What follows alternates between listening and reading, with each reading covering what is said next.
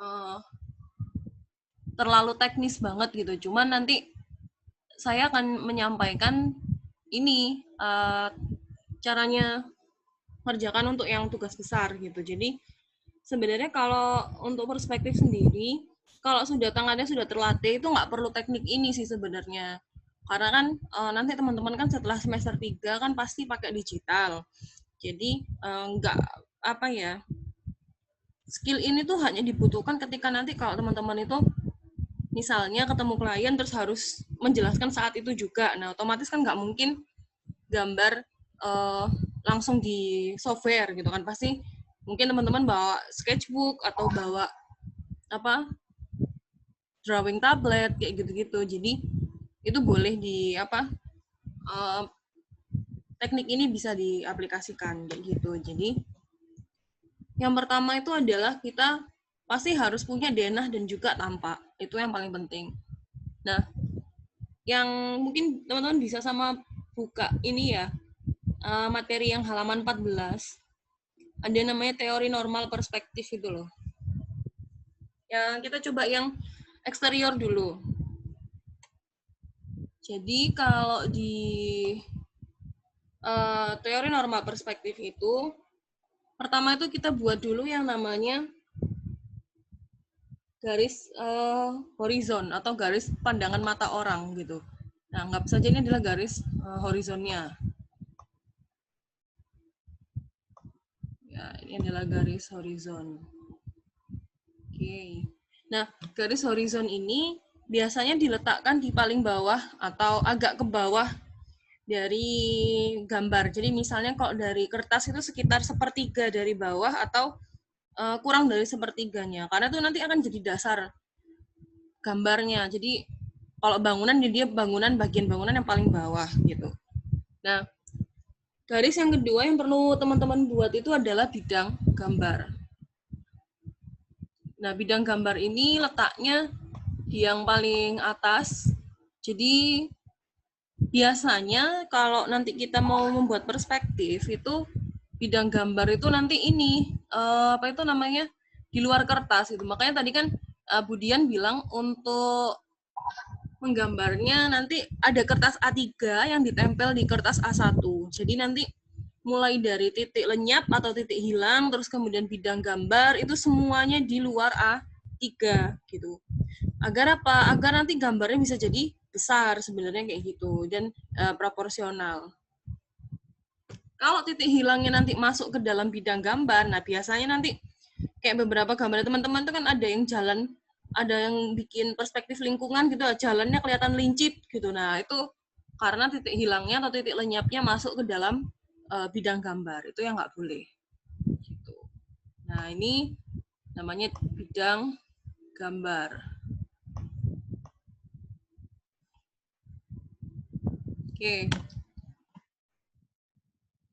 bidang gambar biasanya di luar kertas ya. Oke, sampai sini paham dulu atau gimana? Atau masih bingung? Paham, Bu. Paham, Bu. Paham ya? Paham, Bu. Nah, next selanjutnya itu kita membuat yang namanya uh, kan tadi kita bekalnya untuk membuat perspektif itu adalah denah dan potongan. Nah, kalau sudah ada denahnya, denah itu diletakkan di menempel pada bidang gambar seperti ini.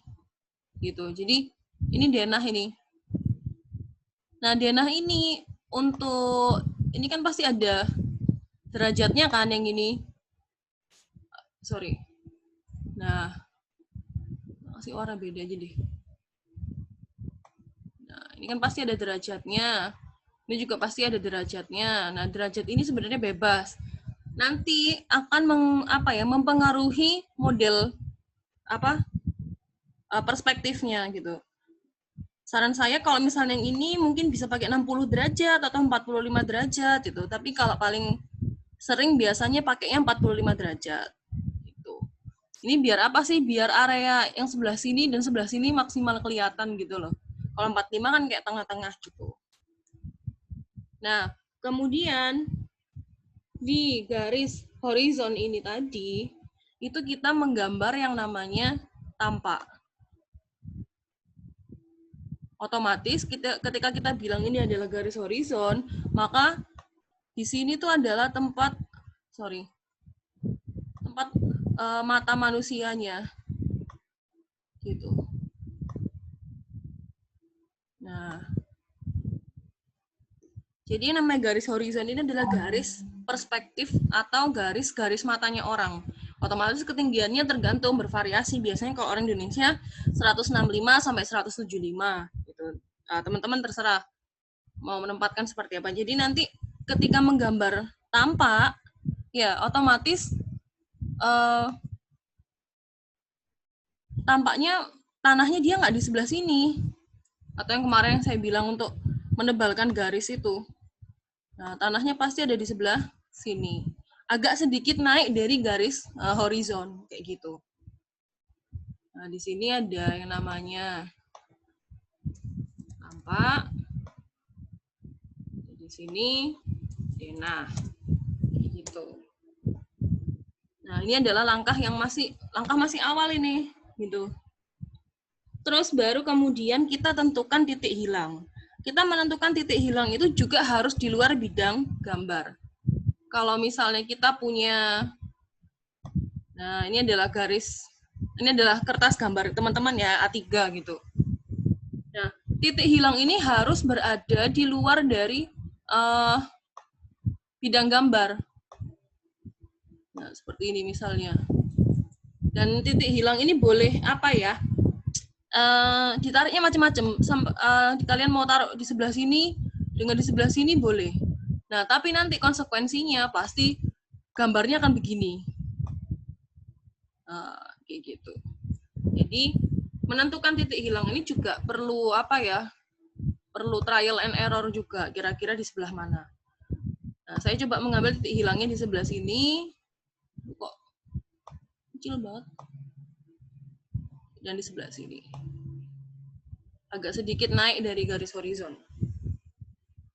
Kenapa agak sedikit naik dari garis horizon? Supaya gambarnya agak sedikit lebih keangkat gitu loh. Oke. Sampai sini paham dulu? Paham, Bu. Oke, paham ya? Paham, Bu. Nah, selanjutnya itu kita menentukan, saya tulisin dulu ya. Nanti saya rekam, nanti saya kasih ini. Nah, ini titik hilang. Ini juga titik hilang. Kayak gitu. Nah, langkah yang selanjutnya itu adalah menentukan yang namanya titik pengamat atau sudut pandang. Tadi kalau yang di halaman 14 itu disebut dengan sudut pandang. Nah, sudut pandang itu juga bentuknya seperti titik, tapi dia berada di kurang lebih di tengah. Jadi kalau bisa malah kayak gaya beratnya ini. Tahu kan gaya apa? Nah, kalau ini terus habis gitu ketemu ini, terus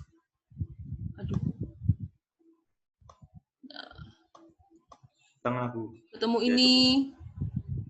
Nah, kayak gitu. Nanti bisa ketemu dengan gaya beratnya. Jadi kayak denahnya itu teman-teman beri garis diagonal. Nah, terus nanti garis diagonal ini akan jatuh di sebelah mana itu adalah gaya atau titik beratnya.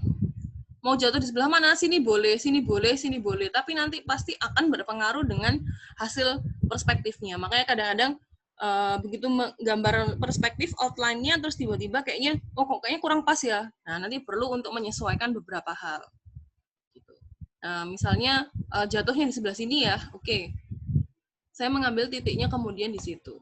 Nah, ini kita sebut dengan titik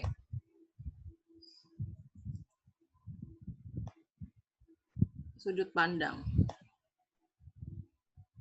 Oke. Ini adalah sudut pandang.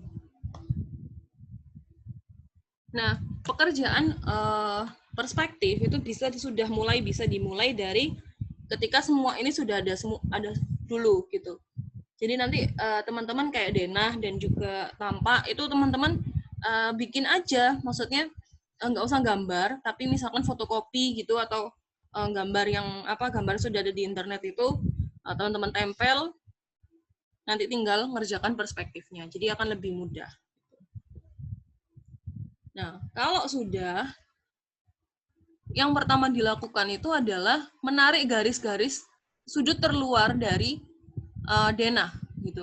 Tapi nanti semua pasti harus ditarik ya. Contohnya kayak gini. Nah, garis ini harus masuk ke sudut pandang pengamat. Garis ini juga ke sudut pandang pengamat. Garis ini juga ke sudut pandang pengamat. Nah, perpotongan antara garis hijau ini dengan garis yang merah inilah yang harus teman-teman turunkan. Gitu. Nah, misalnya, nah ini ya, ini kan perpotongan nih. Teman-teman turunkan sampai ke sini. Ini juga diturunkan sampai ke sini. Ini juga turun sampai ke sini. Kemudian Kalau yang ini sih Bu, yang kurang ke bawah ada Bu, yang atas sendiri. Yang mana? Yang sebelah kanan, Bu. Yang sebelah kanan. Kanan yang mana? Yang ini? Bukan ini. Ya itu. Ya, garis ungu, Bu. Oh iya, sorry. Ini ya. Ya, Bu. Oke. Nah, kalau sudah ketemu garis yang perpotongan ini tadi, garis yang diturunkan ini baru ditarik ke titik hilang, terutama yang garis yang langsung bersinggungan dengan BG ini tadi. Nah, garis yang ini. Jadi, kita bisa tarik untuk garis perspektif yang aslinya itu adalah yang ini. Nah, seret kayak gini. Dan ini kayak gini. Gitu. Nah, otomatis batas bawah perspektifnya udah ketemu ini. Nah, ini garis yang orange dan juga ungu muda itu merupakan garis perspektif. Nah, tinggal dari tampak ini kemudian diproyeksikan begini. Ingat ya, ketika diproyeksikan, pakai yang ungu aja. Ketika diproyeksikan seperti ini, yang diambil itu bukan semua garisnya, tapi hanya ambil titik perpotongan ini loh. Titik perpotongan yang sudut yang ini yang berada di sini. Jadi ketika kita menggambar perspektifnya dari titik ini, kita tentu tarik ke titik hilang, Nah, dari sini juga kita tarik ke titik hilang seperti ini. Nah, kalau kayak gini baru kita bisa menemukan perspektifnya. Itu adalah ini.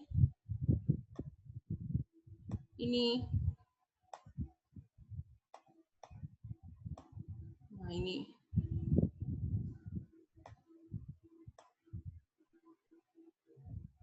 Menceng titik Kak Popowis. Kayak gini. Nah, pada dasarnya prinsipnya untuk perspektif dia seperti ini. Gitu. Oke, sampai sini paham nggak atau dia mau ditanyain? Paham Bu. Paham, Bu. Paham, Bu. Paham, Bu. Oke, paham ya.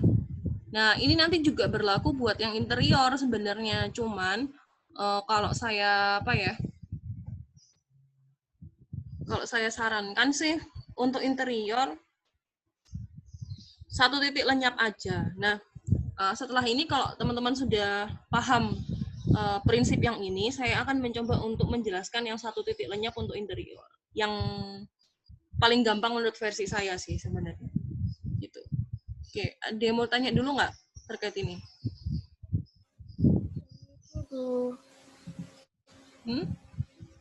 Ya, Bu mau tanya yang dari gambar tampak itu, Bu. Itu tadi menggambarnya gimana, Bu?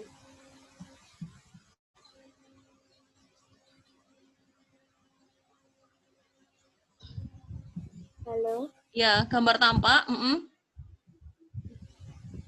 Iya, bingung menggambarnya, Bu.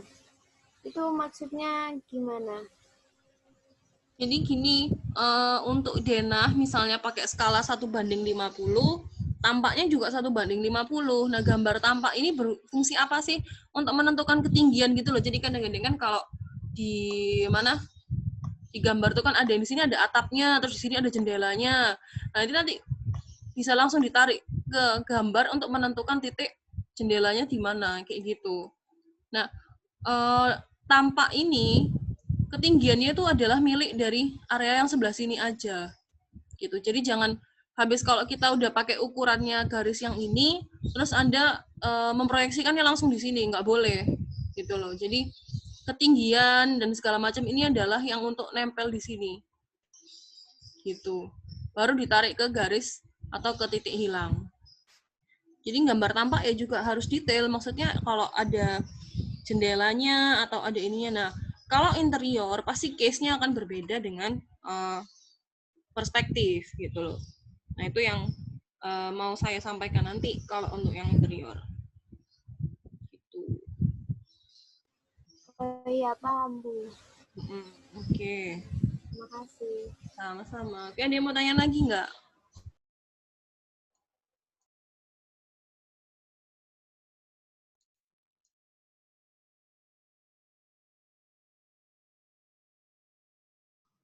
Assalamualaikum, Bu. Mau tanya, untuk tugas UAS ini lebih baik skala berapa ya, Bu, tampaknya?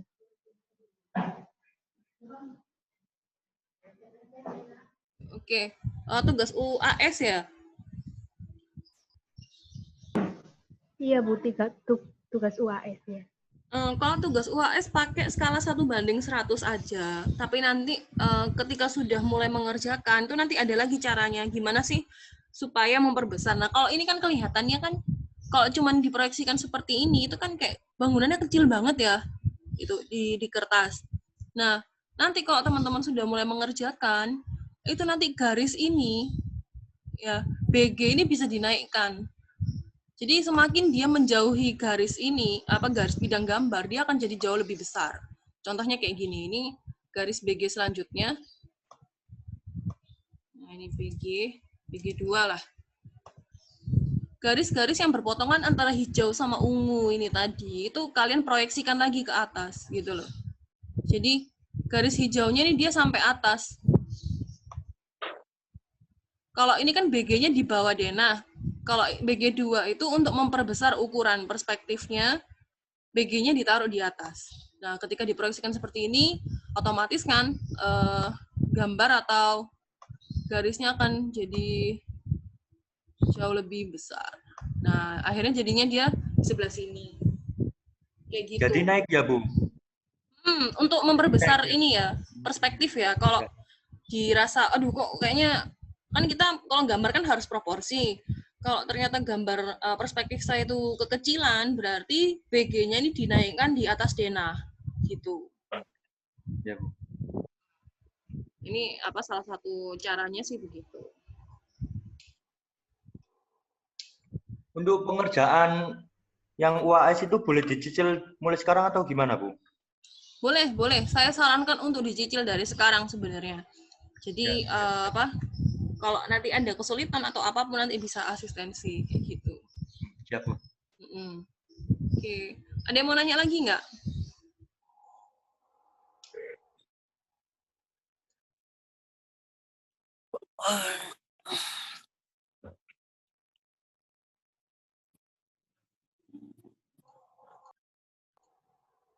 Bu, mau bertanya, Bu?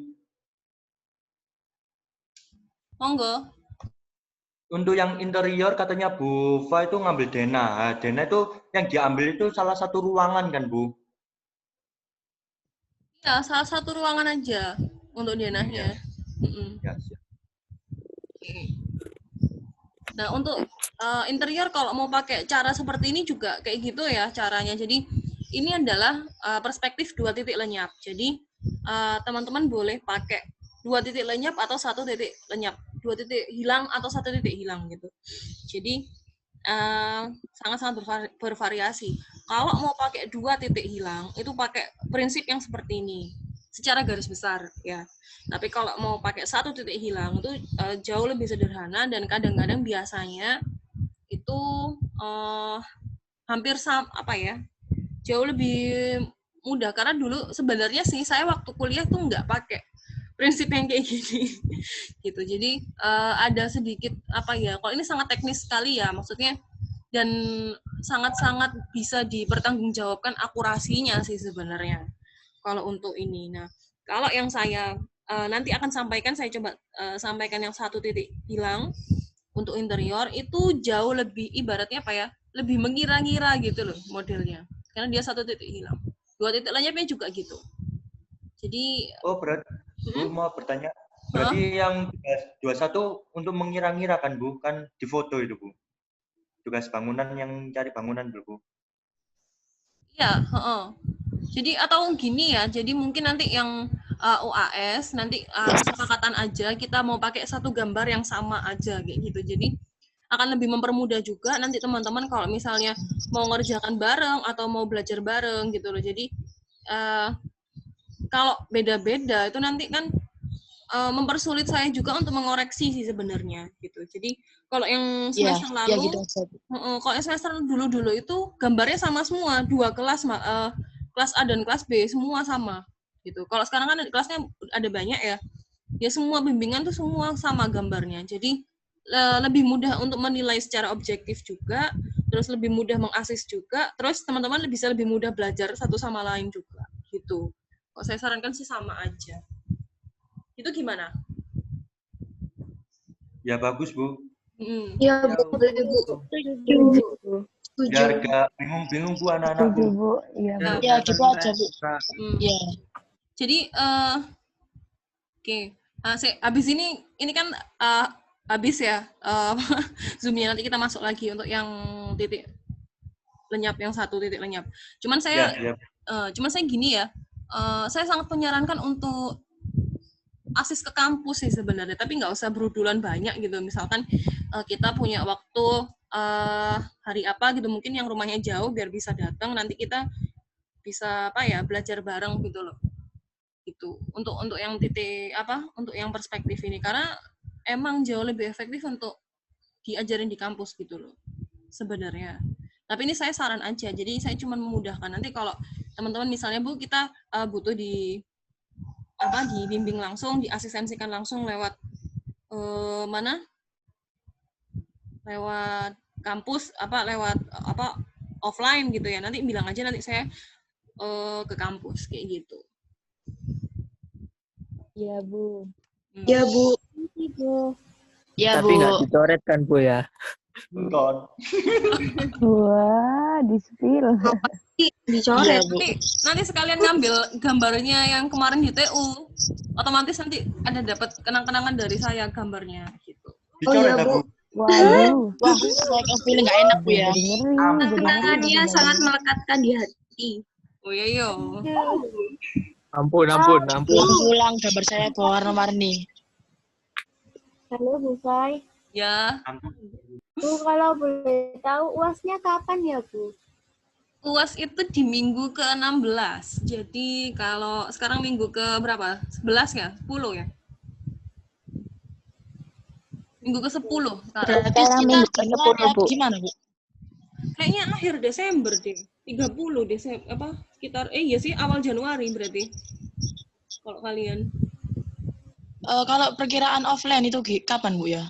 Nah, ini saya kurang paham juga sih ya. Soalnya dari kampus itu kelasnya belum memenuhi standar protokol kesehatan gitu loh. Jadi kayak satu kelas itu kan ada 60 meja gitu loh. Nah, kalau misalnya diisi cuma 20, nah ini kayaknya kebijakan dari fakultas untuk mengelola kira-kira mungkin nggak gitu dipecah jadi per 20 anak gitu atau per berapa gitu sih. Cuman ya kalau saya biasanya ngajar satu kelas terus ngajar 3 kelas, nge-repeat omongan ya tak kasih rekaman naik gitu. Jadi agak susahnya itu di situ sih. Cuman ya kita berharapnya sih udah bisa tatap muka, cuman ya nggak tahu nanti kebijakan dari para pimpinannya kayak gimana gitu. Eman soalnya kalau online terus rasanya. Iya, Bu, nggak enak, Bu. Iya. Iya dong, Bu. Mungkin Yasmin minta ada coret-coret sama Bu Fai secara online. Bu mau bertanya, Bu. Enggak, Bu. Ya, monggo. Ini yang tugas UAS yang tugas besar ini langsung dikerjakan di A1 atau di A3, Bu? Tugasnya itu sebenarnya kalau yang tugas besar itu dikerjakan di A3, tapi A3-nya itu dalam proses pengerjaan yang ditempel di A1. Biar apa? Biar gampang kayak naruh denah, BG2, dan jadi apa? Kertas A3 itu bersih dari titik hilang, dari macam-macam gitu loh. Ya. Lebih gampangnya gitu. Kalau dulu saya sempat beberapa teman saya itu sempat nambal. Jadi kayak dikasih A3 lagi di pinggir-pinggirnya, tapi tiba aku kurang gede ngono loh. Akhirnya saya langsung ambil A1 udah saya tempel aja gitu. Biar nggak ganti-ganti. Jadi tinggal ngapus gitu loh. Nanti ditempelnya jangan pakai isolasi biasa ya, pakai isolasi kertas biar kertas gambarnya nggak luka gitu. Double tip, Bu. Ojo. Isolasi kertas tip. Kayak Isolasi apa? kertas yang warna kuning itu loh. Iya, yang kuning krem-kreman itu loh kalau nggak salah. Ini dari kertas. Oh iya. Nggak bekas biasanya kalau diambil. Kita tetap dikasih garis tepi apa gimana? Apa di kertas A1-nya yang digaris tepi? Tetap di A3-nya yang digaris tepi sama dikasih kop ya. Gitu. Sorry, kalau nanti saya tanya dulu ya. Pakai kop di depan atau kop belakang aja gitu. Soalnya kan kalau perspektif kan cukup susah kalau pakai kop. Tapi bisa sih sebenarnya. Cuman kurang apik gitu loh rasanya. Coret-coret, Bu, nantinya, Bu. Iya, coret-coret Bu nanti. A3-nya ada tepi, terus tiga lembar. Dikasih garis tepi. Iya. Jadi nanti untuk bikin garis perspektifnya jangan tebel-tebel ya, karena kan nanti bakal dihapus gitu loh. Jadi terus kalau bisa jangan pakai yang HB. B gitu. Paling nggak pakai 2B tapi garisnya tipis. Kalau H itu nanti luka loh kertasnya itu sebenarnya. Kalau stylenya suka neken garis gitu itu. Jadi saran saya pakai yang lunak, cuman jangan jangan ditekan teman-teman gitu. Yo. Pakai B boleh lah. Jangan yang HB. Agak. Iya, Bu. Kalau misalkan pakai H kan emang kelihatannya tipis, tapi kayak di kertas tuh bekas gitu loh, Bu. Nah, iya itu. Bener. Makanya itu sama kayak pensil teknik. Makanya saya ini sih kalau mau mungkin pakai pensil teknik, tapi pensil teknik yang isian pensil gitu loh, kan ada tuh kayak pensil sketsa itu loh. Mekanik itu ya. Jadi jangan yang isi bitingan cilik-cilik itu. Iya, Bu Fai, ini pensil di interior apa enggak, Bu? Iya, jadi. Oke, udah jelas ya. Berarti saya stop share dulu. Iya, Bu. Saya terangkan yang interior habis ini. Saya end dulu. Kamera saya kok begini.